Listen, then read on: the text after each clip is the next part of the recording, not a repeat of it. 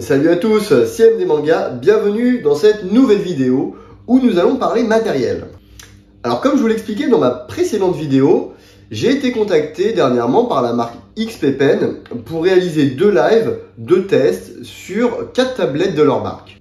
À la suite de ça, ayant apprécié finalement ces tablettes, je me suis dit pourquoi pas vous proposer 4 vidéos séparées pour vous présenter plus en détail les 4 produits. C'est donc l'objet de cette première vidéo qui sera le test de la première tablette, la Deco 01 V2. Mais avant tout, je vous propose un petit générique.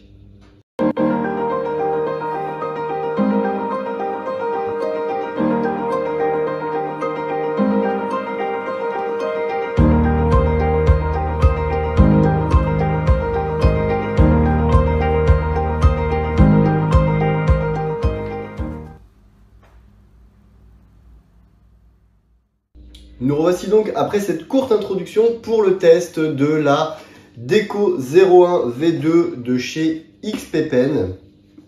Alors je vous précise déjà en préambule de la vidéo que cette vidéo-là n'est pas sponsorisée. Voilà, j'ai pas été payé pour vous parler de ces tablettes dans mes vidéos sur ma chaîne YouTube. Voilà. Le live, lui, effectivement, avait été financé par la marque XP-Pen, mais ces vidéos-là sont réellement des vidéos que je fais en totale transparence avec vous et qui ne sont pas financées par la marque. Donc tout ce que je vais vous dire et ce qui va suivre dans cette vidéo est réellement ce que je pense du produit.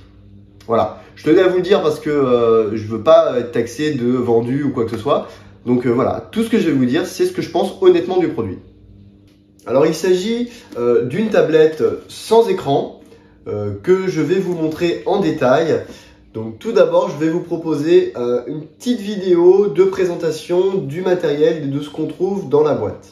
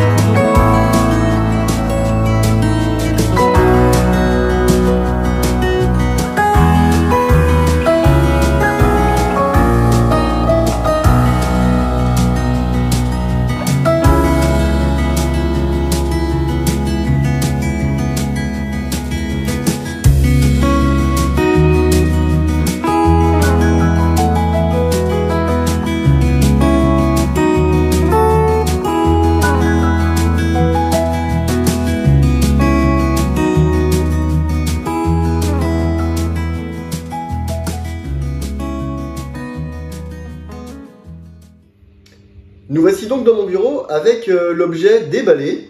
Donc la voici, voilà la tablette. Alors vous remarquez qu'elle est quand même très fine, ce qui permet facilement de pouvoir la transporter.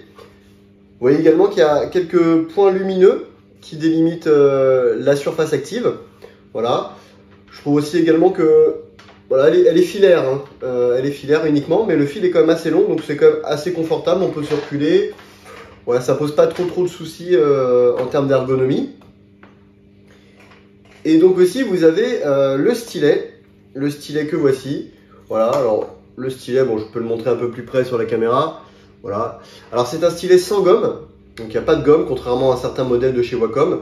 Bon, bah, pour ceux qui sont habitués à la gomme, il faudra paramétrer les boutons, un des boutons au niveau de la gomme.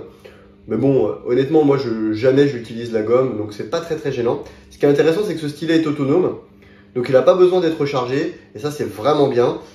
Autre chose que je remarque, c'est qu'il est muni d'une petite zone antidérapante, donc c'est assez agréable. Il est assez agréable à utiliser. Franchement, donc voilà, un stylo plutôt bien fini.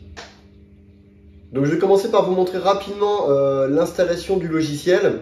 Donc il se trouve sur le site d'XPPen. Voilà, vous pouvez trouver le driver assez facilement. Ça s'installe rapidement. Et ensuite, vous allez voir que le paramétrage est assez simple. Donc là, vous voyez, j'ai ouvert une fenêtre. Donc ça se présente comme ceci. Cette partie-là vous permet de configurer les boutons du stylet.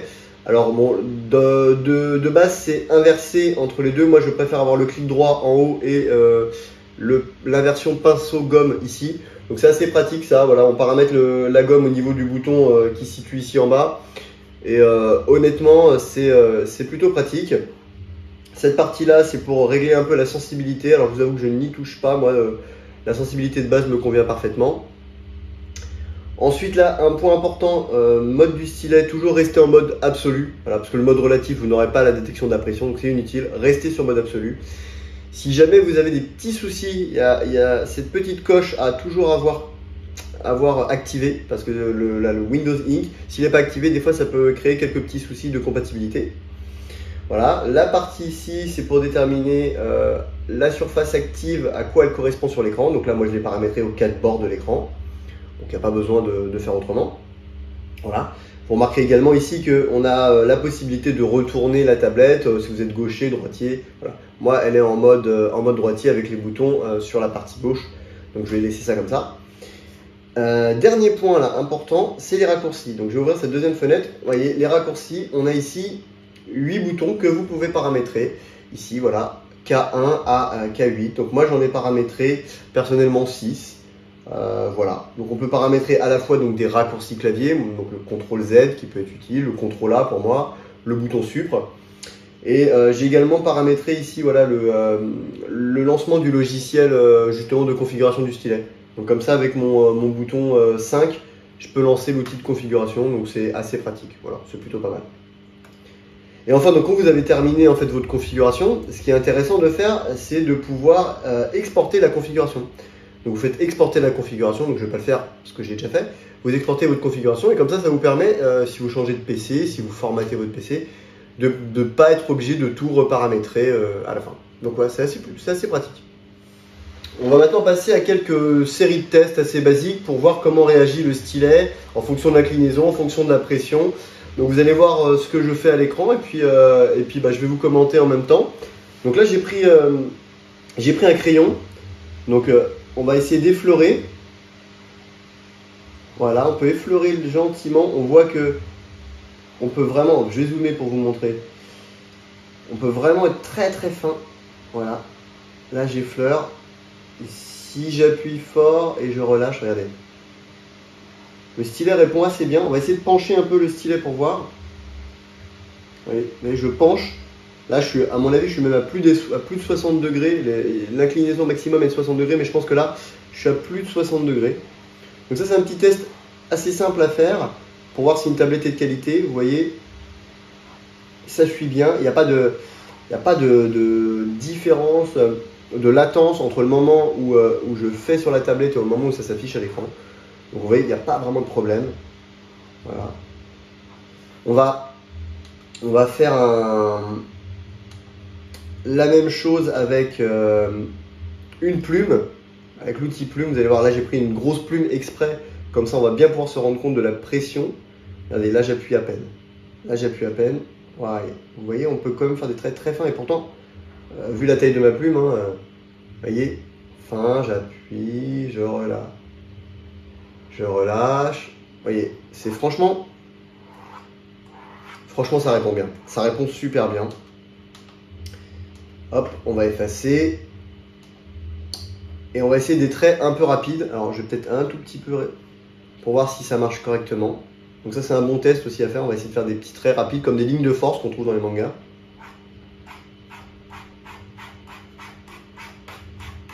Vous voyez, pour faire des hachures notamment. C'est pas mal du tout.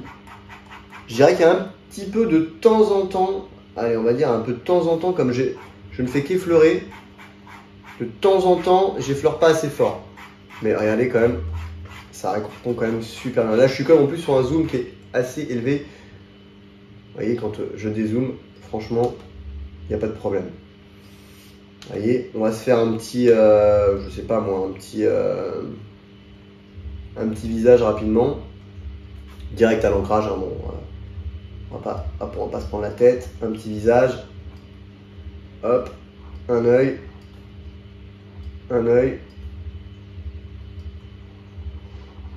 Voilà, bon, je fais juste, voilà, juste pour montrer quelques tests. Hop, ça fonctionne franchement pas mal. On va faire, hop, une petite oreille.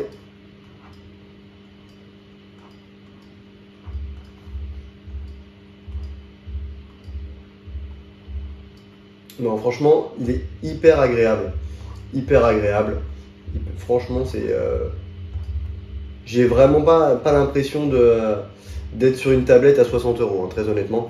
Et ce revêtement aussi est assez agréable. On a vraiment l'impression d'avoir du papier.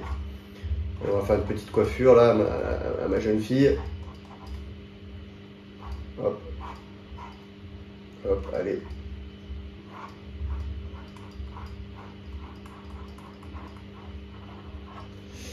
Voilà. Bon, c'est pas un truc de fou, hein. Mais honnêtement, vous voyez, voilà, en quelques secondes, on peut se faire un petit truc. Pas mal. Bon, voilà, hop. C'est pas mal du tout. Un autre test qui est intéressant de faire, c'est de tracer des lignes à l'aide d'une règle. Donc j'ai pris une règle pour vous montrer. Et en traçant des lignes, on peut voir s'il y a un décrochage. Un décrochage qui serait donc signe d'une qualité assez moyenne de la tablette. Donc on va voir ça tout de suite.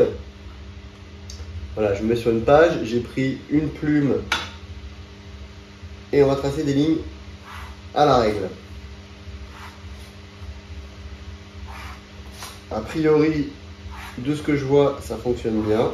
Je peux faire même varier le trait, enfin des lignes. Voilà.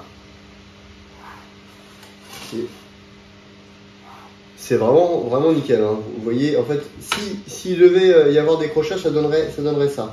Je vais essayer d'en faire un pour vous montrer. Ça ferait ça. Voilà. Voilà, vous voyez, ça ferait ce genre de choses. Ce qu'on voit ici, là. Des décrochages. Donc là clairement, il n'y a aucun décrochage. Donc la tablette, vraiment, elle répond bien à tous les tests basiques que j'ai pu faire. Donc c'est vraiment très bon, surtout vu le tarif de ce modèle. Donc là, d'après les quelques petits tests que je viens de réaliser, réellement, et pour avoir utilisé des tablettes de la marque Wacom également, ça répond très bien. Vous avez vu que ça soit au niveau de la rapidité, au niveau de la pression et au niveau du décrochage, et de la latence même, il n'y a absolument aucun problème. La tablette répond parfaitement. Donc vraiment, je vais me répéter, pour le prix, c'est assez surprenant d'avoir un objet, une tablette de cette qualité-là. Vraiment, j'ai été vraiment bluffé. Après, il faut voir sur la durée ce que ça vaut. Je ne peux pas vous dire.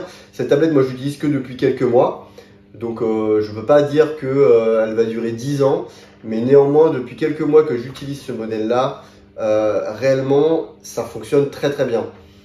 J'ai fait un petit dessin également avec de la couleur et tout que vous pourrez voir à la fin de cette vidéo. Donc vous verrez qu'on peut faire même des choses très bien, voire de niveau professionnel. Donc c'est vraiment une très bonne tablette. Donc passons donc maintenant à la conclusion de cette vidéo. Comme vous avez pu le constater dans les divers tests que j'ai fait, cette tablette est franchement un très bon produit. Techniquement, ça répond bien. Le niveau de pression est élevé, l'inclinaison du stylo est très élevée, la surface active est quasiment du A4. Réellement, nous sommes face à un très bon produit.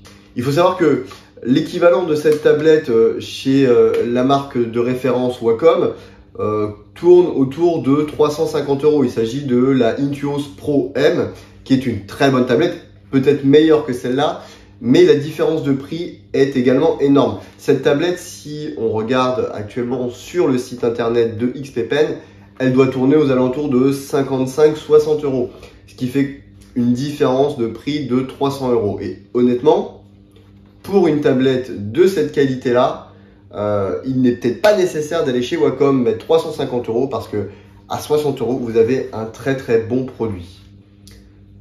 Pour terminer cette conclusion, je vais vous faire un petit récapitulatif des avantages et des quelques inconvénients du produit. Alors tout d'abord, là, le gros avantage de cette tablette, c'est sa taille. Elle a une grande surface active et honnêtement, à ce prix-là, il y a peu de tablettes avec une surface aussi grande.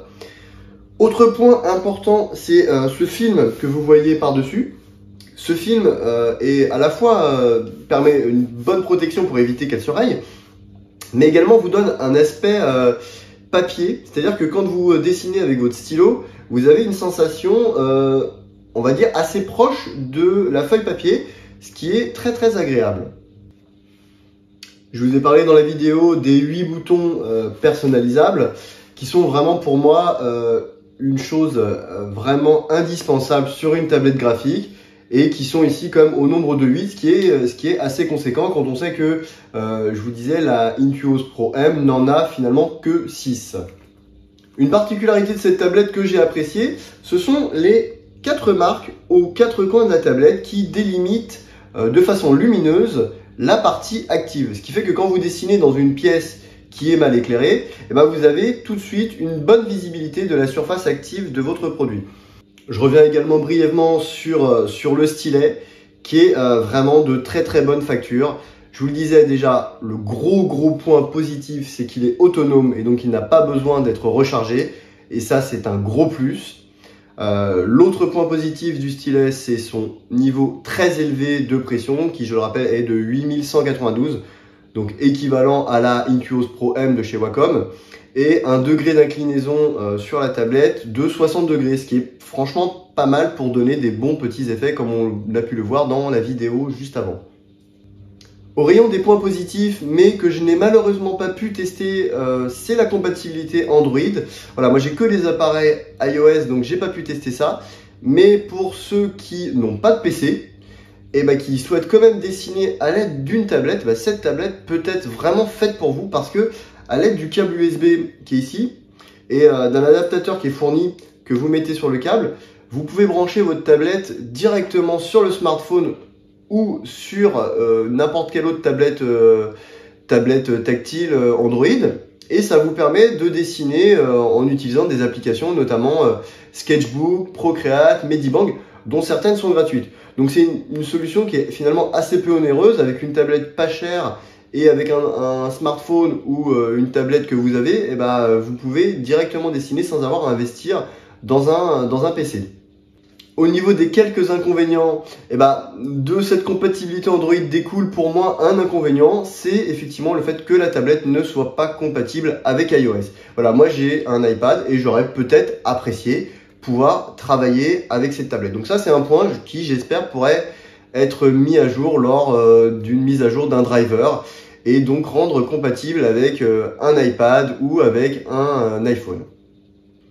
Et enfin, le dernier point qui, je dirais, est un petit désavantage, c'est le fait que cette tablette soit uniquement filaire. Voilà, j'aurais peut-être apprécié une connexion Wi-Fi pour plus de facilité d'utilisation. Néanmoins, le câble est quand même relativement long et ça permet quand même de pouvoir s'éloigner un petit peu de son écran. Mais voilà, ça aurait été un petit plus qui peut être intéressant. Mais nous reviendrons sur ce point dans une prochaine vidéo parce que j'ai un produit qui répond totalement à cette attente. Voilà, j'ai fini cette vidéo sur la Deco 01 V2. Donc comme vous l'aurez compris, c'est une très bonne tablette, que vous soyez débutant ou même un peu plus confirmé. Dans la description, vous aurez tous les liens pour l'acquérir parce que je ne saurais que trop vous la conseiller. À la suite de cette vidéo, je vous ai fait un petit montage d'un dessin que j'ai réalisé avec ce produit. Donc comme ça, vous verrez toutes les étapes d'élaboration du dessin, ce qui vous donnera une idée de ce qu'il est possible de faire avec ce produit. Je vous laisse en vous disant abonnez-vous, activez la cloche, partagez la vidéo et surtout allez faire un tour dans ma boutique pour acheter mon manga. Il est également disponible sur le site de la Fédération Française de Judo, sur le site de l'Esprit du Judo. Je vous mettrai également tous les liens dans la description et ça me ferait très plaisir de vous le dédicacer. Sur ce, je vous dis à très bientôt et bon dessin. Ciao!